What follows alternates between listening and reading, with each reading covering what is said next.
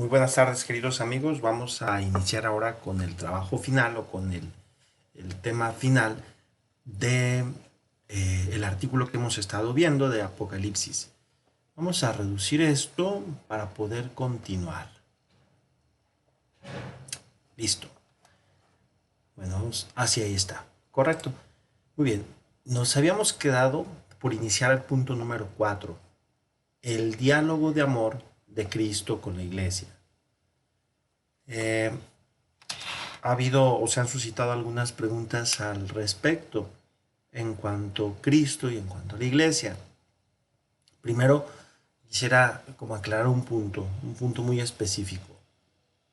El Cristo del Apocalipsis es un Cristo histórico, o sea, real. ¿Por qué insisto en esto? Porque no es figura. A veces nosotros pudiéramos imaginar que se trata entonces de una figura. ¿Qué son las figuras? Los ejemplos que Jesús nos cuenta en el Evangelio. Cuando dice, se parece a una semilla que es sembrada. O sea, el reino de los cielos no es una semilla, no, pero se parece a una semilla sembrada, etcétera, etcétera.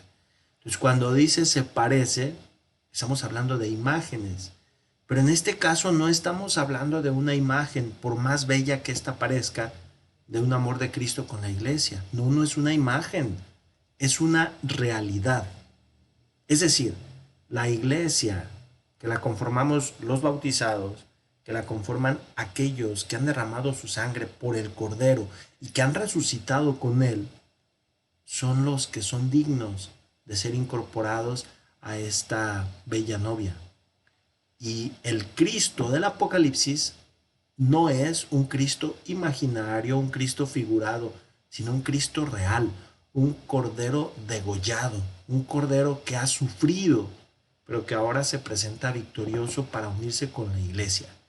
Este punto sí quisiera como aclararlo muy bien para evitar la posible confusión en la que pudiéramos caer varios de decir, bueno, pues es que es una figura. No, no es figura, es realidad. Eso es lo que quería como aclarar antes de comenzar. Bueno, teniendo entonces en cuenta este desarrollo, resulta pues más oportuno, no, no es cierto, en cuanto resulta más oportuno, es que de pronto el italiano tiene algunos movimientos muy extraños, mai es nunca, pero en este caso sí resulta más oportuno detenerse ahora sobre la sección de las cartas dirigidas a las 7 comunidades. Estas cartas que las vamos a encontrar en 1.9.3.22.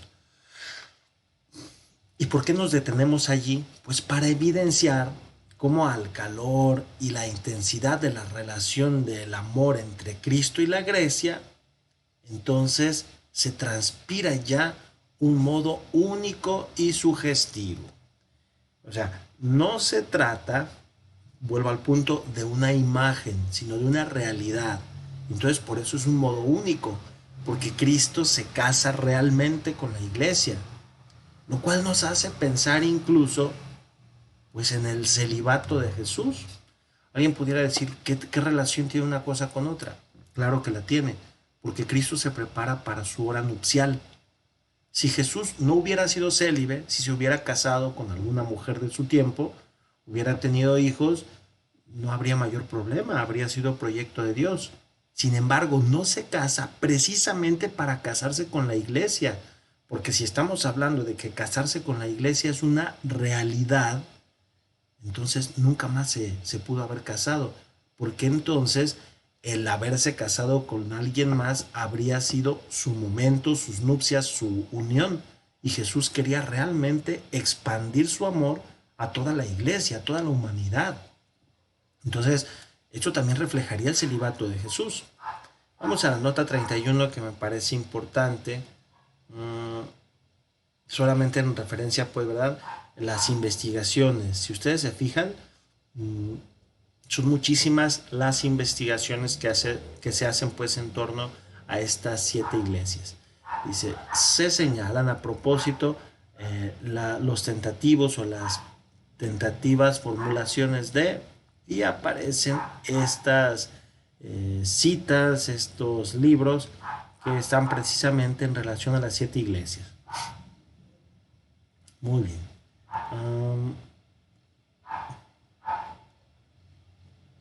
Perdón, me perdí, era el 31. Se discute pues en un ambiente exegético sobre la estructura de este grupo literario y resulta problemático entonces individuar en modo unánime la lógica precisa en torno a la cual tal unidad resulta articulada. Sin embargo, el dato sobre el cual todos los estudiosos están de acuerdo y que se distingue como elemento clave en torno al cual gira la entera composición, está constituido pues sin duda de la relación que Cristo instaura y alimenta con la comunidad. Perdón. En este sentido, es como si Él se colocara idealmente en medio y se dirigiera de nuevo o de vez en vez hacia una de las 7 iglesias que han sido convocadas desde el inicio en torno a Él.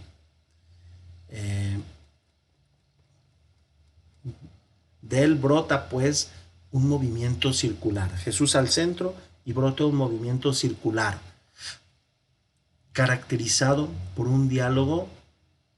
Esta palabra no la conozco, ya la había buscado hace rato.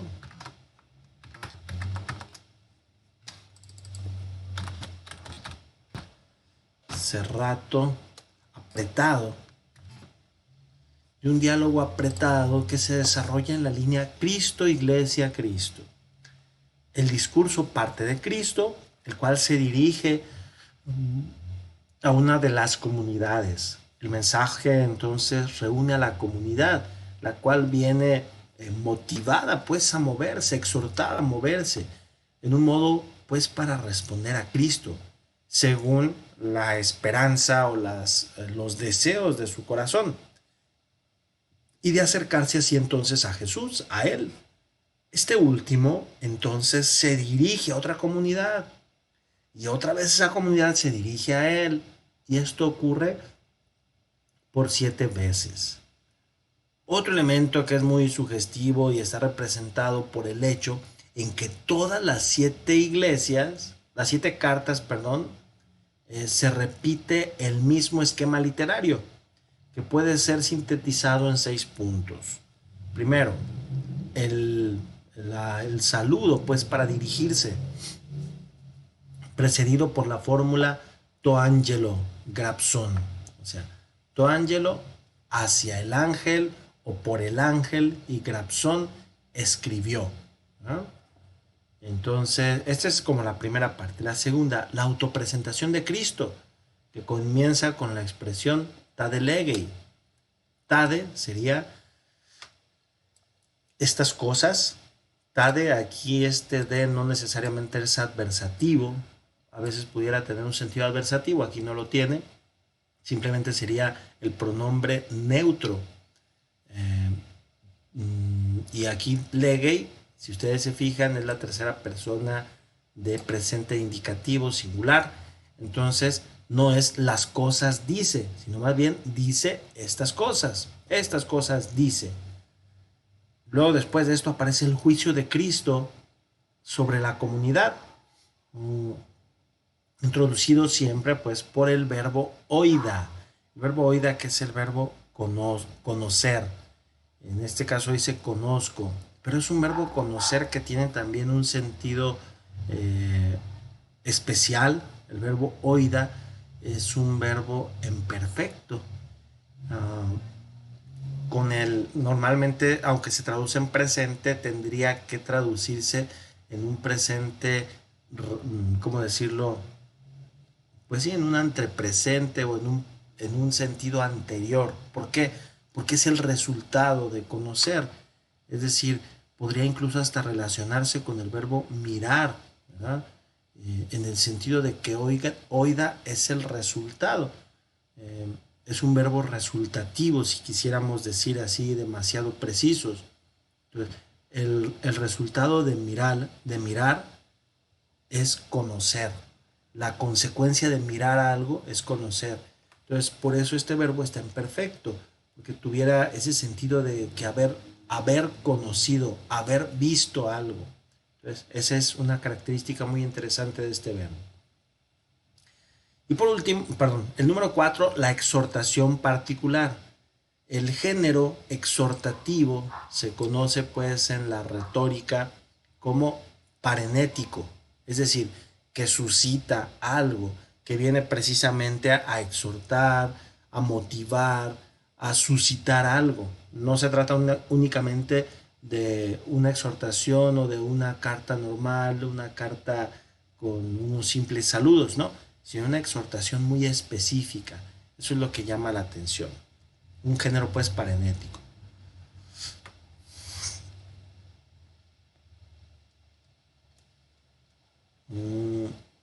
Ha sido evidenciado o notado cómo esta expresión viniera utilizada también en los decretos imperiales. Estamos en la cita 37, es esta, ¿verdad? To angelo grapson.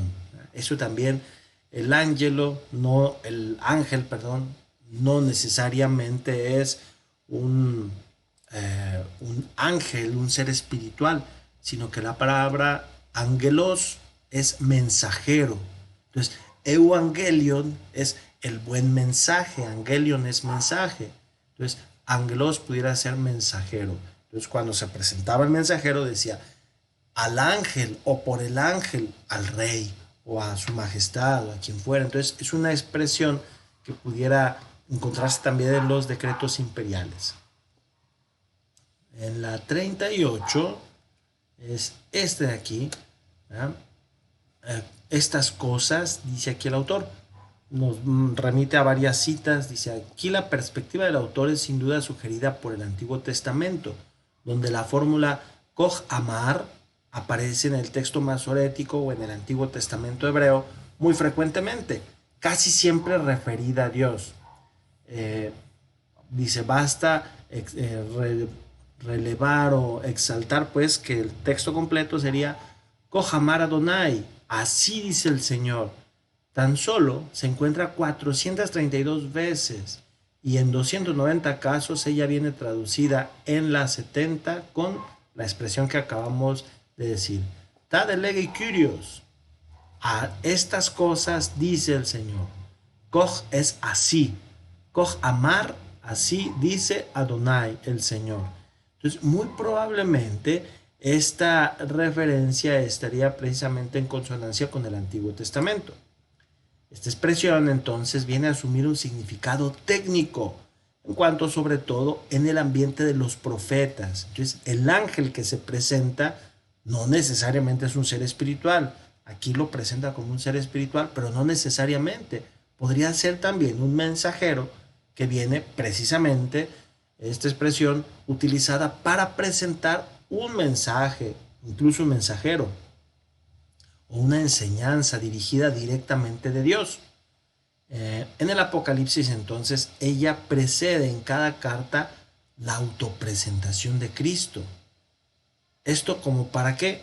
Pues sería un modo de hacer comprender que también su palabra tiene la misma figura, la misma portada, el mismo sentido y se pone al mismo nivel de aquella de Dios. Es decir, la palabra de Jesús es la palabra de Dios. Por eso se introduce a Jesús como si fuera Dios. ¿Por qué? Pues porque lo es. Así de sencillo. Muy bien. El 39 es el verbo oida, que ya expliqué un poco. Dice, ¿cómo deja rápido entender la utilización del verbo oida? El juicio sobre la iglesia que no se basará sobre la ¿cómo se dice? Adquisición fría y racional de los datos. Cristo conoce cada risvolto, no recuerdo la palabra, risvolto, solapa, no, más bien es como una respuesta. Sí, cada actividad, cada respuesta, aunque sea esta pequeña, de la vida de su comunidad, en cuanto que sigue siempre con pasión, comparte la experiencia de ellos con premura, con miedos. Ahí está Cristo. Entonces por eso conoce. ¿Recuerdan ustedes que les había dicho que el verbo oida es un verbo resultativo? Entonces significa que Jesús ya estuvo allí en la experiencia y por eso conoce, ya vio y por eso conoce. No es un conocimiento frío, como bien dice el autor. La cita 40 es la exhortación particular. Ya hablábamos de este género parenético que normalmente pues va apareciendo cuando hay una carta dirigida hacia una comunidad. Podemos mirar este género, por ejemplo, en San Pablo, en la carta a los Corintios, cuando va diciendo al principio, en la primera carta a los Corintios, dice, me he dado cuenta de que entre ustedes hay un hombre que vive con su hija, expúlsenlo de allí. Entonces, es una carta exhortativa que está precisamente exhortando, es una carta parenética que está buscando que se conviertan de ese mal obrar. Se puede notar entonces cómo esta exhortación dirigida precisamente a la comunidad individual resulta también reconocible en cuanto que caracteriza o en cuanto es caracterizada por el imperativo, el verbo imperativo, que sería nemo, neue, metanoeso, y poieson. Son verbos muy interesantes. Aquí ustedes fijan, nemo, neue. Este verbo nemo, de mnemotecnia, ¿verdad? Recuerda. Meta, no eso. Aquí dice, vuelve a mirar. Pues sí, recuerda, observa, y poieso, el verbo poieo es hacer. Entonces, aquí dice, realiza, haz. Medem fobu y ginú, no temas, y sé, o sea, del verbo ser, pero en subjuntivo, ¿eh? Que tú seas, que él sea. ¿Eh? Entonces un imperativo en subjuntivo también pudiera ser sé, conviértete, ginú, gini.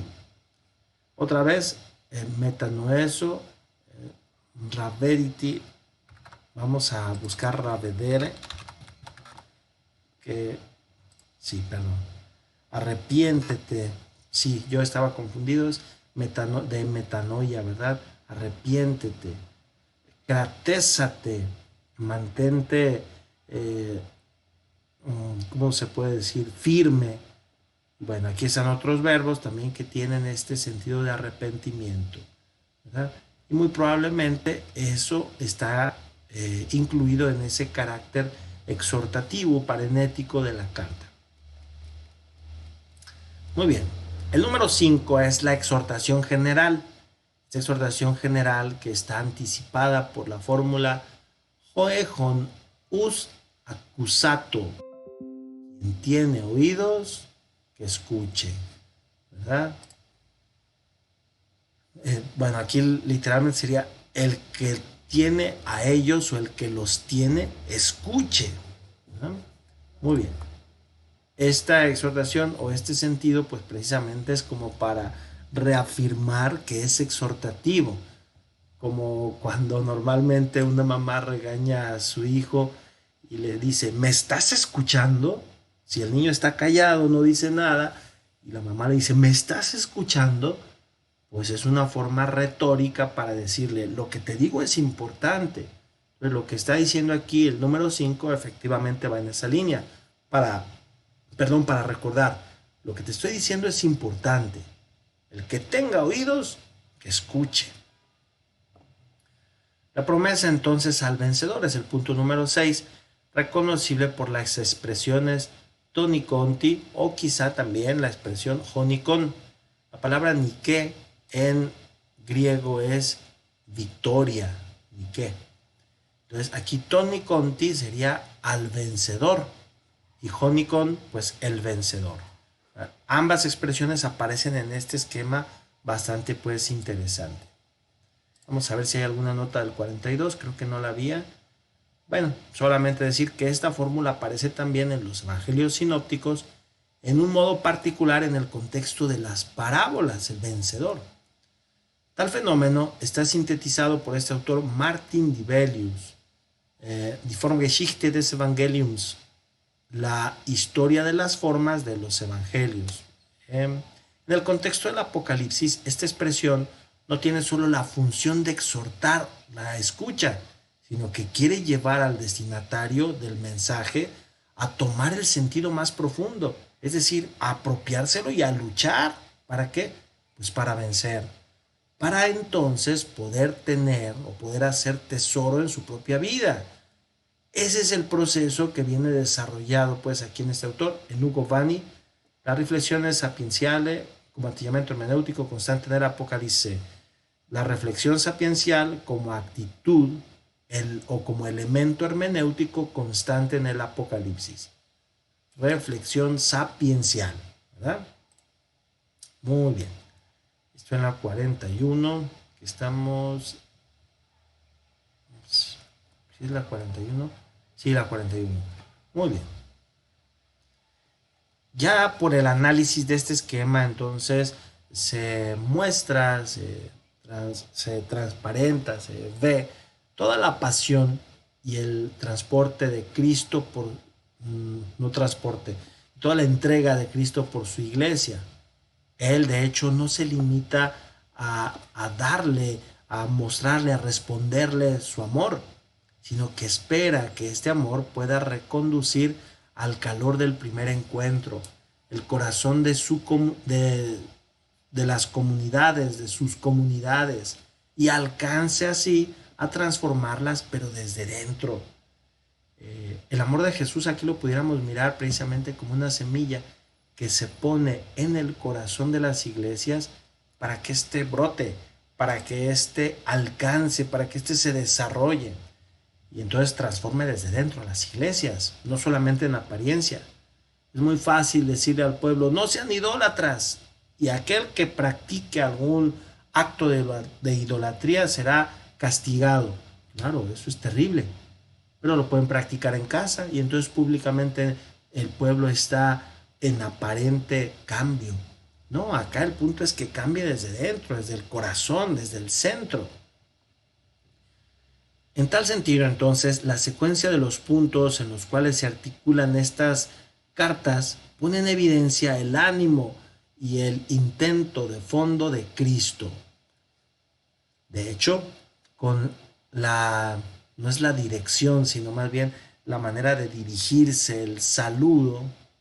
Con el saludo se restaura la relación con la iglesia y a través de la autopresentación le recuerda que Él es y quién es Él, perdón, y cuánto es importante para ella. Entonces, en el juicio, retorna con la mente a la iniciativa de su amor y a la frescura de la respuesta de ella, inspirada del estupor del primer encuentro, o sea, de la emoción, de la alegría. Y esto entonces nos dirige,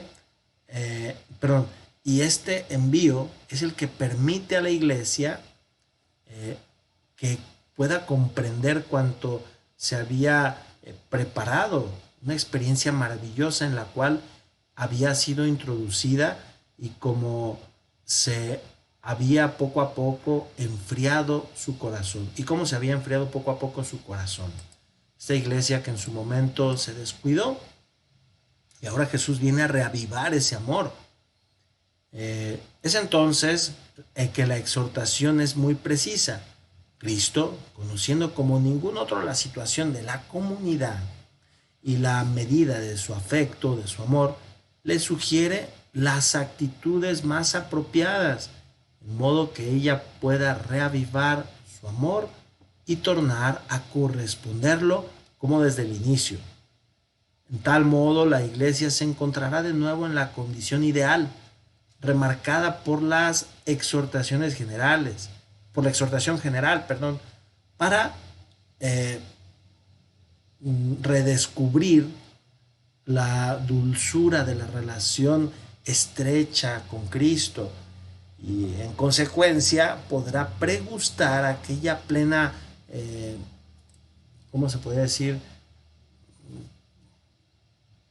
Sí, con división es partir, compartir, entonces sería aquel pleno encuentro, aquel intercambio creo que es lo mejor, que le ha sido prometido y que constituirá el punto más alto, el vértice de esta relación de amor. Solamente cuando se comparte el amor es genuino amor. Si uno ama al otro, pero amándose a sí mismo de manera especial, es decir, que ame al otro como un objeto, entonces eso se llama egoísmo. El amor propio que se busca a sí mismo, pues es un egoísmo. Ahora bien, si el amor se vuelca al otro solamente por el otro y se suprime a uno mismo, eso tampoco es amor, eso se llama dependencia, porque entonces el amor se anula, el amor sufre y el amor no tiene que sufrir.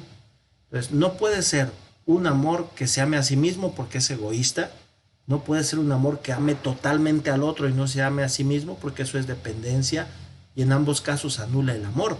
El auténtico amor es una relación y para que haya relación se necesitan al menos dos. Entonces, si ya son dos, es en el intercambio, es en el compartir, es en el encuentro cuando este amor se eleva al punto máximo. No se podría entender de otra forma. No se podría entender porque si el amor llega a su punto máximo es porque ha crecido y se necesitan pues al menos dos. Como se puede constatar pues en los últimos dos puntos, no hay una huella, una traza de la frialdad y carencia lamentadas pues en los puntos anteriores. Esto porque en la Solco, ay Dios mío, Solco no me acuerdo, en el surco delineado por las cartas es reconocible la impronta de una verdadera y propia experiencia existencial progresiva que va avanzando.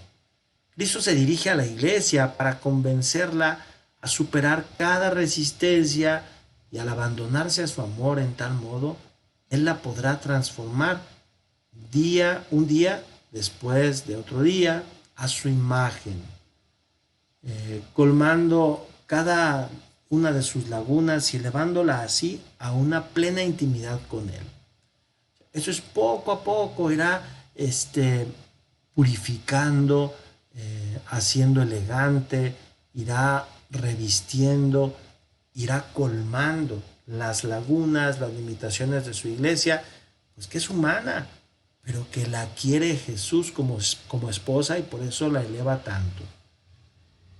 Estas notas valdría la pena recordar algunas. Esta, por ejemplo, es cuando hablamos de Nictón, que es el victorioso o el vencedor. Es interesante el hecho que en los últimos dos puntos de este esquema, Cristo se dirige a la tercera persona, mientras que en los primeros cuatro puntos usa siempre el discurso directo. A la segunda persona, sea singular o plural. Más aún, se puede observar cómo el orden de los últimos dos puntos resulta invertido en las últimas cuatro cartas. Este dato nos hace entender que al final la secuencia no es tan importante, referida pues en tanto a la comunidad. Una vez regenerada en el amor de Cristo, la comunidad ya está en grado, ya está al nivel, al mismo tiempo, de escuchar en plenitud su palabra, accusato, que la toma parte en su victoria final. Esto es importante, ¿verdad? La iglesia que ya está enamorada, pues escucha, abre sus oídos, porque ya no necesita exhortación, porque ahora ya está enamorada de Jesús.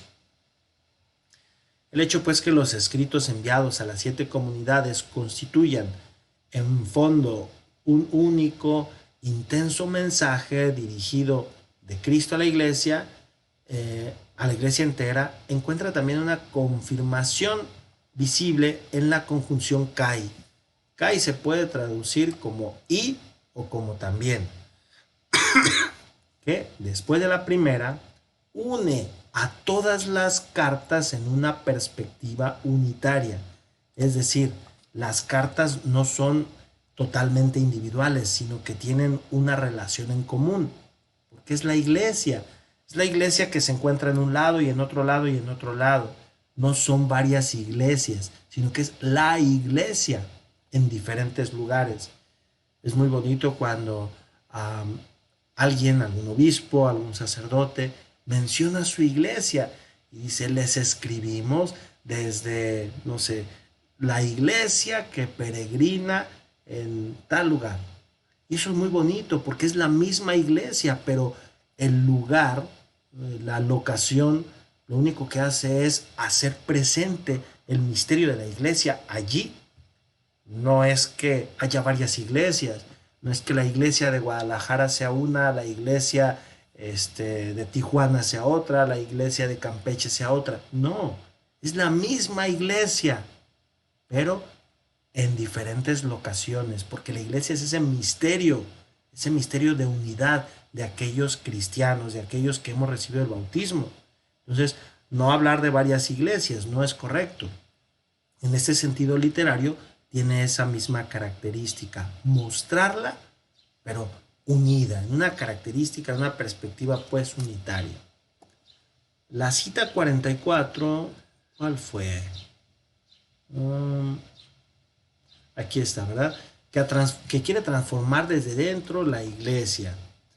Esta dinámica entonces con la acción de revisión y de renovación viene activada en la comunidad del mensaje recibido. Viene puesta a prueba en un estudio de Hugo Bani la palabra eficaz de Cristo en las cartas del Apocalipsis.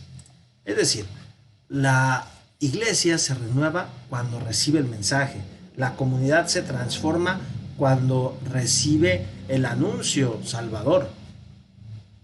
Bueno, 45, ya lo tenemos casi aquí al final. Aquí está, ¿verdad? La búsqueda del amor que busca corresponder como era al inicio, ¿verdad? Busca reactivar, busca renovar. Es por esta razón que los verbos se presentan aquí en imperativo. La comunidad debe hacer un tesoro o debe atesorar tales consejos y no debe, ¿cómo decirlo? No debe alterarse. No, excitar, vamos a revisar, creo que es excitar, alterarse, pero vamos a revisar.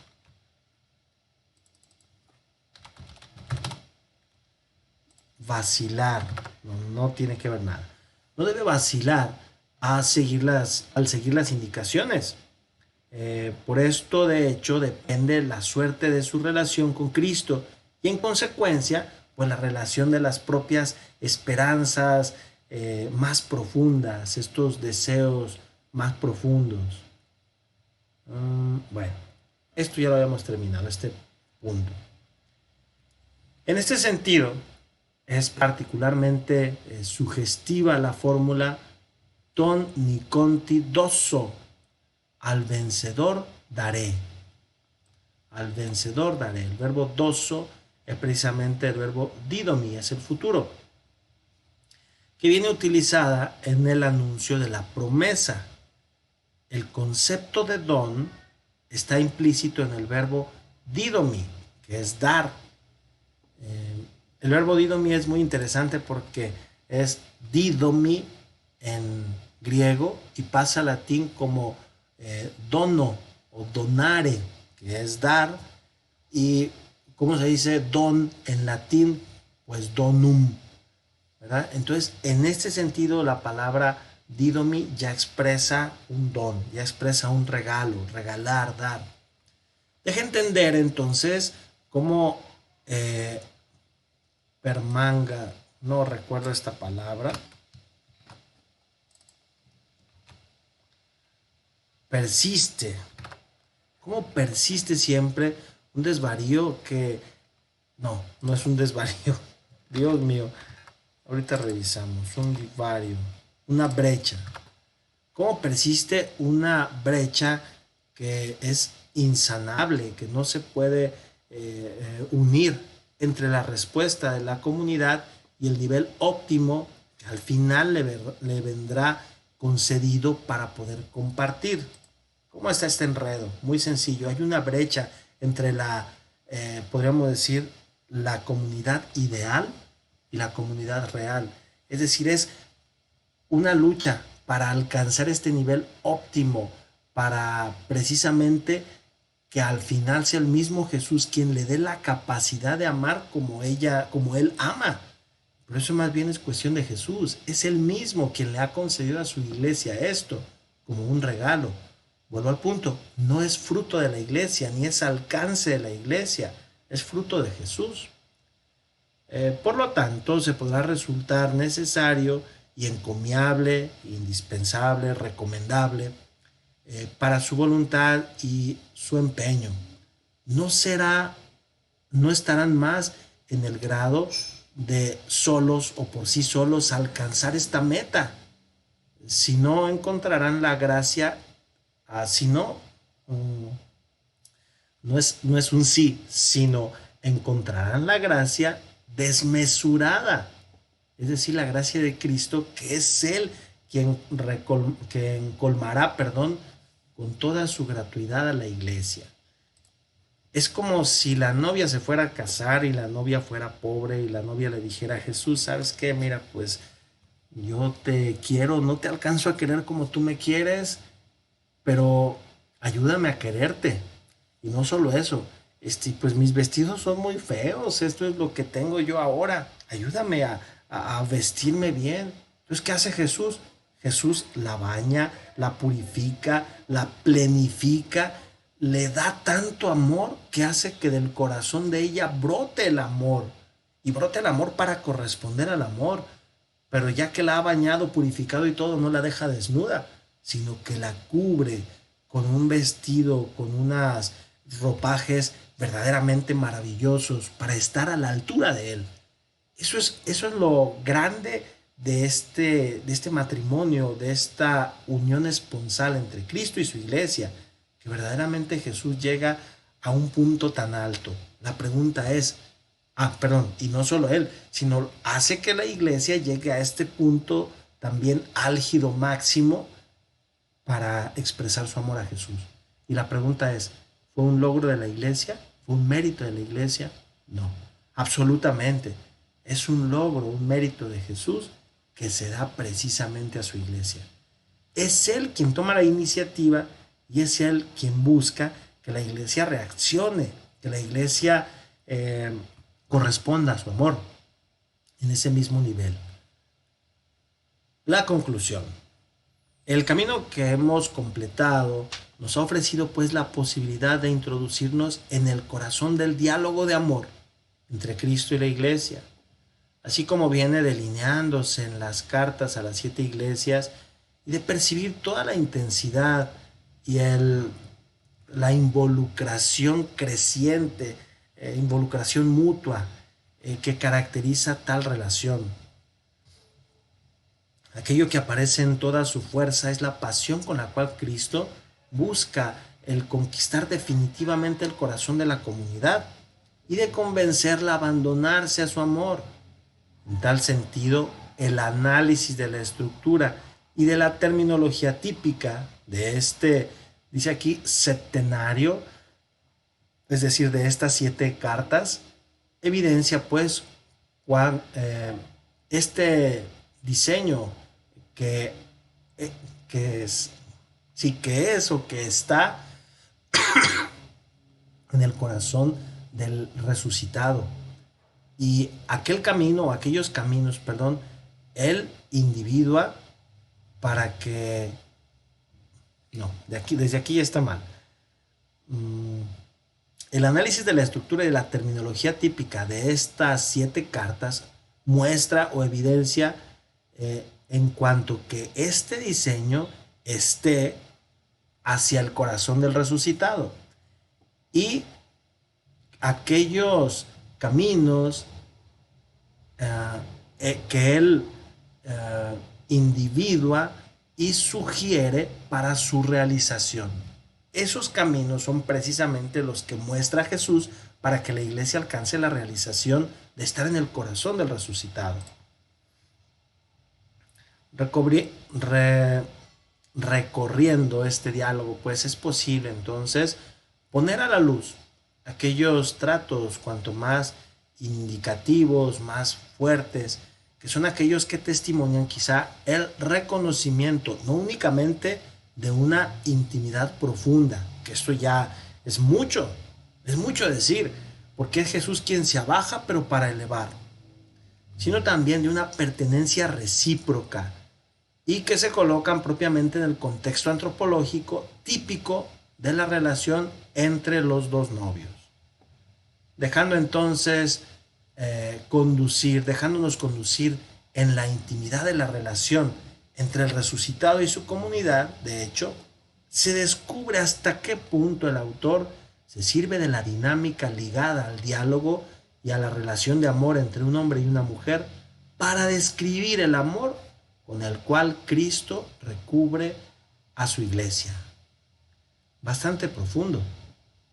En un cierto sentido, es como si Juan observara el amor humano y dilatando ese amor, el valor en una, ¿cómo se dice?, desmesura con un prolongado salto de cualidad.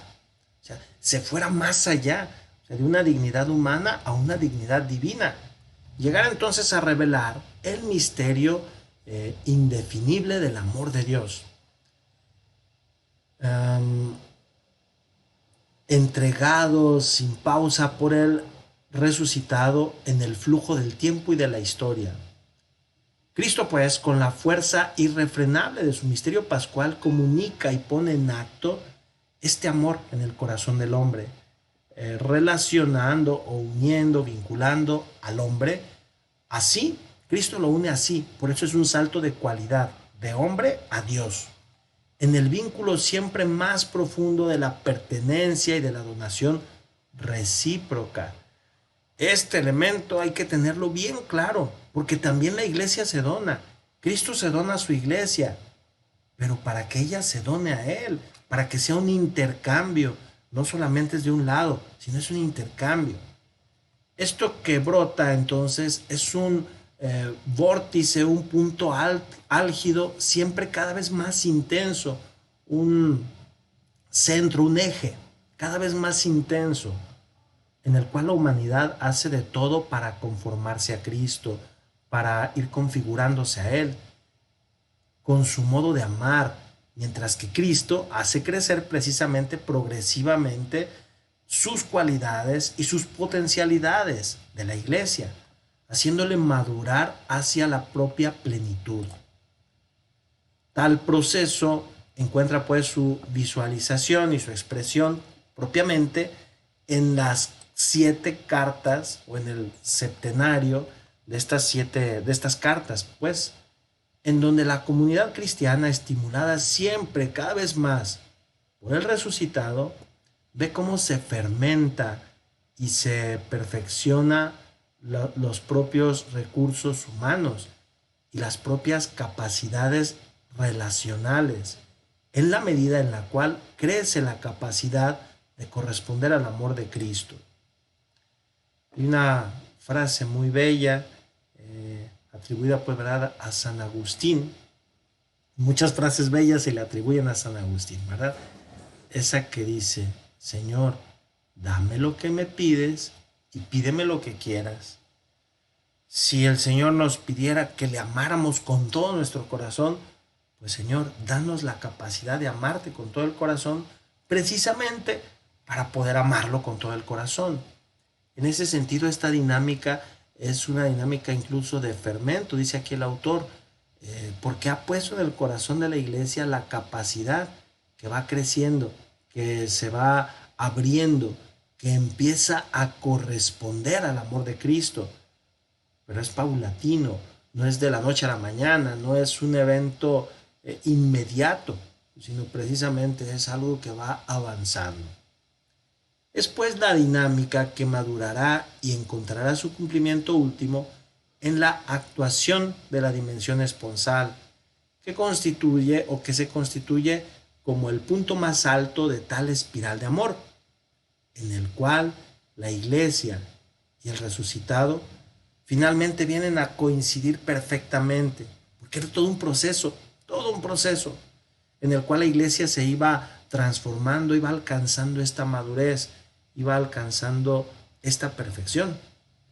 Ahora bien, el dato más relevante que se deduce de las 7 cartas se encuentra en el hecho del vértice escatológico, caracterizado pues por la comunión plena y definitiva con el resucitado.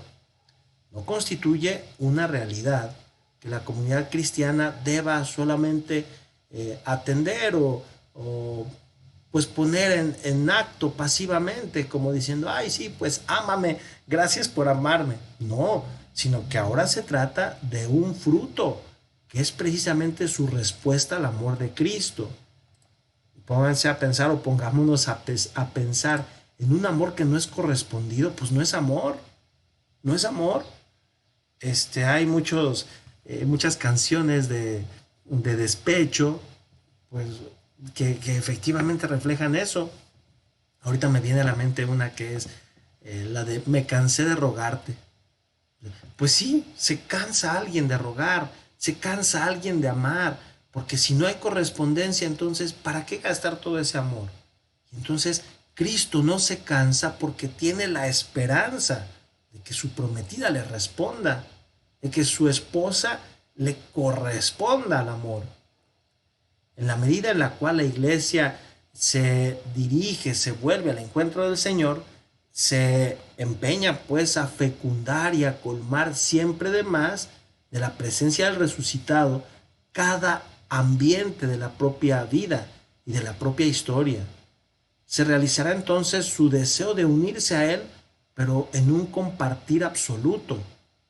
Este compartir que está representado finalmente por la condición de esposa y entonces en la celebración de las nupcias.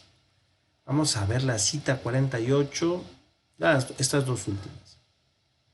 Dice, en el análisis ofrecido en Trali, el amor de la iglesia, y se vienen indicadas 4 coordenadas en torno a las cuales se podría tomar la forma de la respuesta del amor de la comunidad cristiana. ¿Cuáles son esas coordenadas? La alianza, entendida como comunión íntima y amorosa, la activa participación en esta relación, una actitud auténtica de fidelidad, y en último término, la atención hacia el encuentro, una dirección pues, ¿verdad? Hacia el encuentro.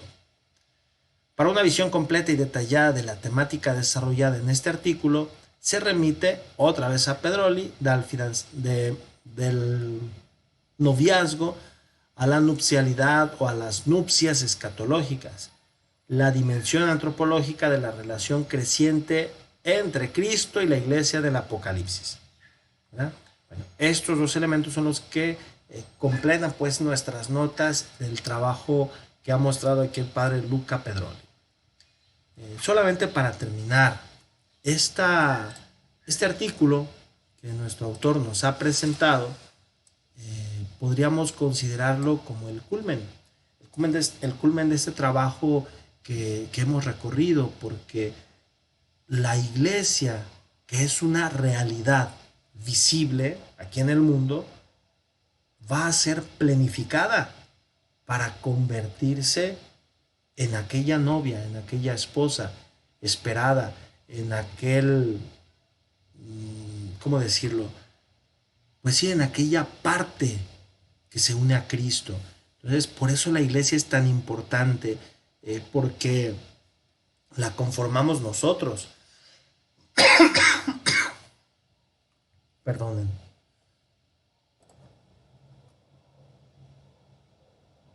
La iglesia entonces es esa contraparte que va a buscar, que va a luchar por ese amor. Y entonces desde ahí se entiende ese crecimiento, ese alcance, esa búsqueda de Jesús. Entonces por eso decíamos que es una realidad visible. La iglesia no es una realidad invisible, es una realidad visible, la conformamos nosotros. La iglesia misma también, pues al ser nosotros, refleja nuestra bondad, porque son nuestras acciones las que enaltecen a la iglesia o también las que la ensucian. Y ahí está como el deseo, el esfuerzo precisamente para luchar, para mejorar, para conformar una iglesia digna de su esposo, una iglesia digna precisamente de este Cordero. Agradezco mucho su tiempo, su paciencia. Con esto vamos a concluir pues nuestro curso de Apocalipsis. Dios les bendiga.